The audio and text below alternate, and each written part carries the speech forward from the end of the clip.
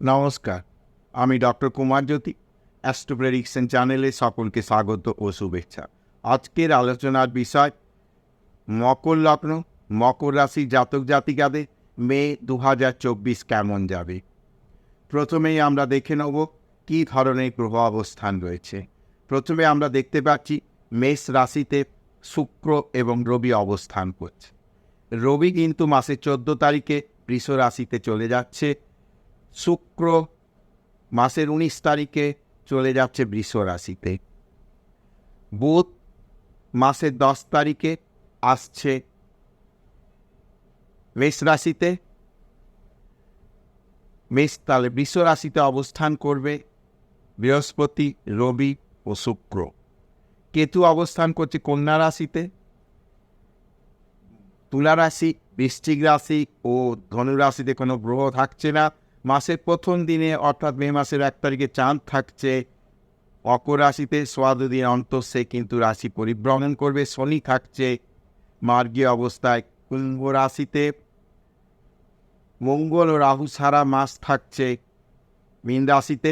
বুধ মাসের প্রথমটা থাকছে মীন রাশিতে, পরবর্তীকালে 10 তারিখে চলে যাচ্ছে মেষ রাশিতে। এই ছিল গ্রহ অবস্থান। এমত অবস্থায় আমরা দেখে নেব যে মকর লগ্ন, মকর রাশি জাতক জাতিকাদের মাসটা কেমন যাচ্ছে, অর্থাৎ মে মাসটা কেমন যাচ্ছে।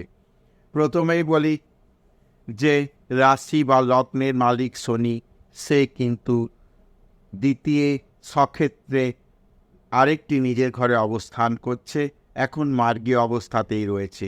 কাজেই শরীর স্বাস্থ্য, মানসিক অবস্থা মোটের ওপর ভালো যাবে এবং অর্থনৈতিক বা সেভিংসের জায়গাটি ভালো, খুব একটা সমস্যার জায়গা নেই। এবং যে সমস্ত রিলেশনগুলো আপনার ম্যারেজ এসে থাকে সেই সব জায়গাতেও কিছু কিন্তু পজিটিভ জায়গা দেখা যাচ্ছে। থার্ড হাউসে বুধ, মঙ্গল, রাহু মাসের প্রথমে থাকছে। 10 তারিখে বুধ সরে গেলেও এই যে মঙ্গল রাহু থাকছে, একটা কিন্তু অতিরিক্ত কিন্তু পরাক্রমের জায়গা তৈরি করবে। সেই অতিরিক্ত জিনিসটা কোথাও ভালো নয়। কাজেই সেটাকে একটু কিন্তু নিজেকে প্রশমিত করতে হবে, একটু দমন করতে হবে। যদি অতিরিক্ত ঝুঁকি, অতিরিক্ত পরাক্রম দেখাতে গিয়ে কিন্তু একটা সমস্যার জায়গা তৈরি হয়ে যেতে পারে, সেই বিষয়ে খেয়াল রাখতে হবে। ছোট ভাই বোনের সঙ্গে সম্পর্কের ক্ষেত্রে কোথাও কোনো তিক্ততা তৈরি হতে পারে, সে বিষয়ে কিন্তু সাবধানতা অবলম্বন করতে হবে। চতুর্থে শুক্র থাকছে মাসের 19 তারিখ পর্যন্ত এবং রবি থাকছে 14 তারিখ পর্যন্ত। কাজে প্রথম 2 বা 3টে সপ্তাহ এডুকেশনের জায়গাটা মোটের ওপর ভালো। পরবর্তীকালেও কিন্তু খুব একটা খারাপ বলা যাচ্ছে না, তবে মাসের প্রথম 19-20 দিন এডুকেশনের জন্য বেশ ভালো। অর্থাৎ যাদের মাধ্যমিক, উচ্চ মাধ্যমিক ইত্যাদি পরীক্ষার ফলগুলি এই সময় বেরোবে, তাদের কিন্তু ফল ভালো হবার সম্ভাবনা রয়েছে মকর লগ্নে, মকর রাশি জাতক জাতিকাদের। এবং এর মধ্যে কোনো পরীক্ষা ইত্যাদি থেকে থাকলে ফল ভালো হবে। উচ্চশিক্ষার ক্ষেত্রেও বর্তমান সময়টি ভালো যাবে। হায়ার এডুকেশনে কোথাও চান্স পাওয়ার ক্ষেত্রে, কম্পিটিটিভ যে এক্সামগুলি রয়েছে হায়ার এডুকেশনের জন্য, সেগুলিতে ভালো রেজাল্ট হবে এবং বাইরে কোনো দূরবর্তী জায়গায় পড়তে যাওয়ার সুযোগ এবং ভালো কিন্তু দেশের কোনো ভালো ইনস্টিটিউটে পড়তে যাওয়ার কিন্তু সুযোগ তৈরি হবে। সন্তান সন্ততি বিষয়েও কিন্তু বর্তমান সময়টি ভালো। অর্থাৎ মে মাসে সন্তান সন্ততি বিষয়ে কিন্তু কিছু প্রাপ্তি, সন্তান সন্ততি শিক্ষা, সন্তান সন্ততি কর্ম, সন্তান সন্ততি বিবাহ ইত্যাদি বিষয়ে সুখবর পাওয়া যেতে পারে।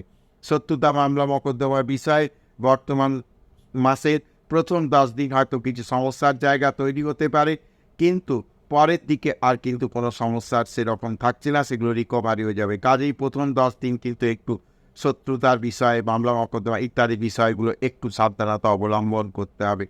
বিবাহাদি বিষয়ে বলি যে বর্তমান মাসে বিবাহের বিষয়ে কথাবার্তা এগোতে পারে এবং সামনের কোনো একটা লগ্নে বিবাহের ফিক্সড হতে পারে।